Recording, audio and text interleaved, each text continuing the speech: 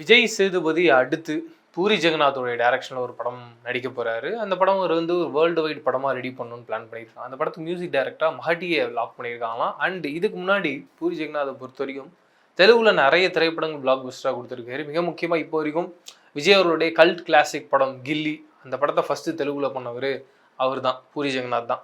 அதை பார்த்து தான் இங்கே நம்ம ரீமேக் பண்ணி கில்லி அப்படின்ற டைட்டிலில் ரிலீஸ் பண்ணியிருந்தோம். அப்படிப்பட்ட ரொம்ப பவர்ஃபுல்லான டேரக்டர். எல்லாருக்குமே ஒரு செட்பேக் வரலாம். இப்போ ரீசெண்ட் டைம்ஸில் சங்கர் சாரை பார்க்குறோம், தொடர்ந்து படங்கள் பண்ணிக்கிட்டே இருக்கார். இந்தியன் 2 இருக்கட்டும், அடுத்து வந்த கேம் சேஞ்சராக இருக்கட்டும், ஏதாவது ஒன்று ஆடியன்ஸ் என்டர்டெயின் பண்ணிடும். பழைய சங்கர் சார் படம் மாதிரி என்கேஜ்மெண்ட்டாக ஒரு கண்டென்ட்குள்ளே இருக்கும்னு எதிர்பார்க்கும். பட் அந்த ஒரு ஜோனுக்குள்ளே இல்லாமல் போயிடுது. கட் பண்ணிங்கன்னா இப்போ மணி சார், மணி சாரும் தொடர்ந்து ஒரு பெரிய ஃபேன் பேஸ் வச்சுருக்க ஒரு ஆள்.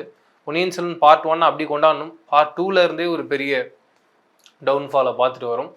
மறுபடியும் அந்த தக் லைஃப்பில் ஒரு பெரிய கம்பேக் கொடுப்பாங்க. ஏன்னா அந்த ப்ரோமோலலாம் அவங்க பேசும்பொழுது இன்டென்ஸான ஒரு கேங்ஸ்டர் ட்ராமாவை கொண்டு வர போகிறாங்க, அன்பிரடிக்டபிளாக இருக்க போகுது அப்படின்ற ஒரு எதிர்பார்ப்பு தான் இருந்தோம். கண்டிப்பாக ஸ்டோரியாக நீங்கள் யோசிச்சிங்கன்னா ப்ரெடிக்டபிளாக இருக்கக்கூடாதுன்னு நிறைய ups and downs, twist and டர்ன்ஸ்லாம் கொடுத்துருக்காங்க. இருந்தாலும் கூட அந்த ups and downs, twist and டர்ன்ஸ்லாம் ஒரு ஆடியன்ஸாக என்டர்டெயின் பண்ணுற அந்த ஜோனுக்குள்ளே இல்லை.